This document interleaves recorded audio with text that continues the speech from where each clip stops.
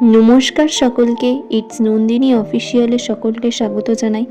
আজ আমি নিয়ে এসেছি একটা বিরিয়ানির রেসিপি, যেটা খুবই সহজ পদ্ধতিতে আপনারা বাড়িতে তৈরি করতে পারবেন। তাই ভিডিওটা প্রথম থেকে শেষ পর্যন্ত দেখার অনুরোধ রইল। চিকেন বিরিয়ানির জন্য আমরা এখানে 1 কিলো চিকেন নিয়েছিলাম এবং এগুলিকে আমরা কাঁটা চামচের সাহায্যে একটু ফুটো ফুটো করে দিচ্ছিলাম, যাতে ম্যারিনেশনটা ভালোভাবে চিকেনের মধ্যে ঢুকে যায়। এরপরে আমরা এর মধ্যে দিয়ে দেবো টক দই, আদা রসুন বাটা 3 চামচ মতো, হলুদ গুঁড়ো, লঙ্কার গুঁড়ো।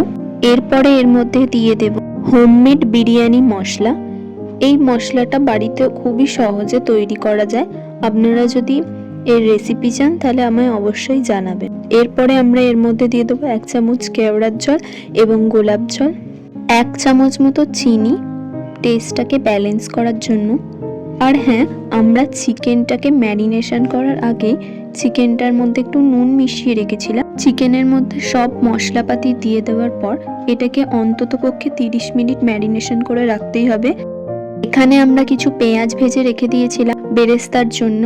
বিরিয়ানির জন্য আমরা আগে থেকেই 1.5 কিলো মতো চাল ভিজিয়ে রেখে দিয়েছিলাম। মোটামুটি এটাকে 2 ঘন্টা মতো ভিজিয়ে রাখলে খুবই ভালো হয়। এরপরে আমরা হাঁড়ির মধ্যে জল ফুটে এলে বিরিয়ানির চালটাকে ভালোভাবে ঢেলে দেবো। বিরিয়ানির চাল ফোটানোর জন্য জলের মধ্যে আগে থেকে বেশ অনেকটা পরিমাণে নুন, দারচিনি, লবঙ্গ, এলাচ, স্টার অ্যানিস এই কয়েকটা মশলা দিয়ে দিতে হবে, যাতে চালের মধ্যে এই মশলাগুলোর ফ্লেভার ঢোকে।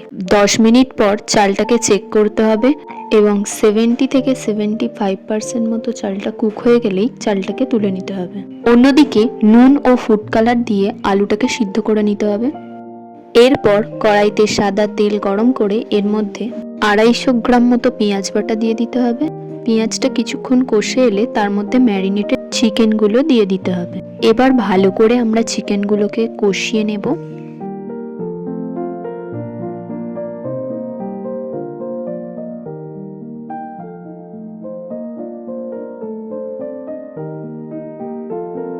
চিকেনটাকে 10 মিনিট মতো অল্প আঁচে কষিয়ে নিয়ে এবং আরও 10 মিনিট ঢাকা দিয়ে রাখার পর গ্রেভি থেকে আমরা আস্তে আস্তে চিকেনগুলোকে সাবধানে তুলে নেব।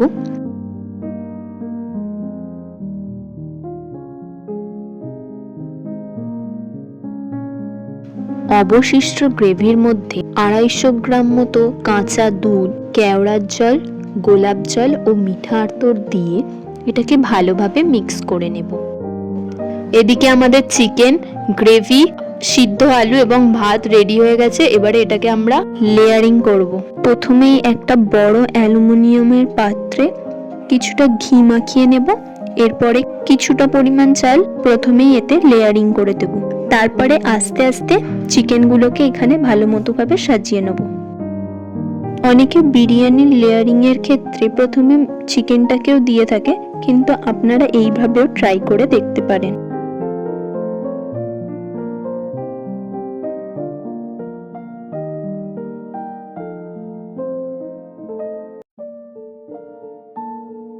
চিকেনটাকে ভালো মতো করে সাজানো হয়ে গেছে।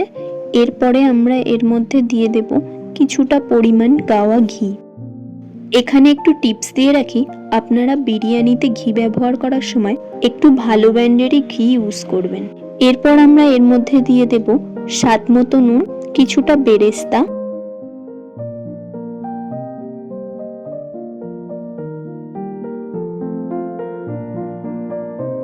সবকিছু দিয়ে দেওয়ার পর এর ওপর আরো কিছুটা পরিমাণ চালের লেয়ার করে নেব।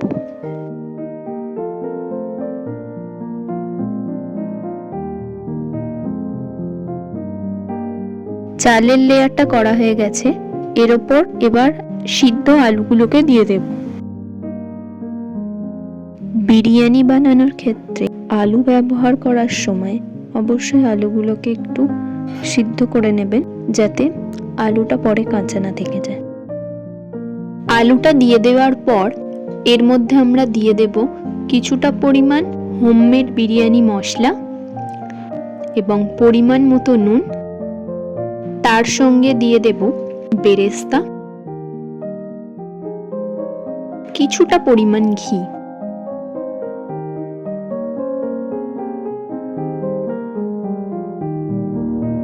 সব কিছু মশলাপাতি দিয়ে দেওয়ার পর আগে থেকে যে গ্রেভিটা আমরা তৈরি করে রেখেছিলাম সেটার কিছুটা পরিমাণ এর মধ্যে দিয়ে দেব। আমি এখানে বিরিয়ানিতে শুধুমাত্র চিকেন ও আলু ব্যবহার করেছি, আপনারা চাইলে এর মধ্যে ডিমও ব্যবহার করতে পারেন। বেশ অনেকটা পরিমাণ গ্রেভি এর ওপর দিয়ে দিয়েছি। এরপর যেটুকু চাল রয়েছে সেটা পুরোটা এর ওপর লেয়ার করে দেব।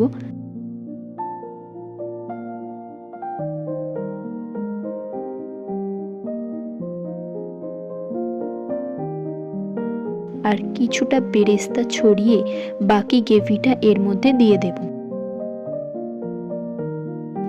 এরপর আগে থেকে অল্প দুধের মধ্যে ফুড কালার দিয়ে রেখেছিলাম সেটা দিয়ে দেব।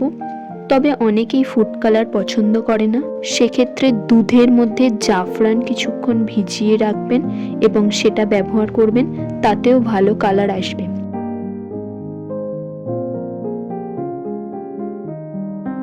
শেষে আরও কিছুটা ঘি, বিরিয়ানি মশলা ও স্বাদ মতো নুন দিয়ে দিলাম। বিরিয়ানির লেয়ারিং একেবারে কমপ্লিট হয়ে গেছে। এরপর ঢাকা দিয়ে দেব। গ্যাস জেলে তার উপর একটা চাটু বসিয়ে দেব। তারপর বিরিয়ানির পাত্র এর ওপর বসিয়ে ভারী কিছু চাপিয়ে দমে দিয়ে দেব।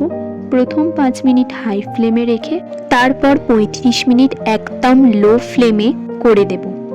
বিরিয়ানি আমাদের একেবারে কমপ্লিট হয়ে গেছে। গ্যাস বন্ধ করে আরও 10 মিনিট এটাকে রেস্ট দেব। 10 মিনিট পর ঢাকনা খুললেই আমাদের বিরিয়ানি একেবারে তৈরি।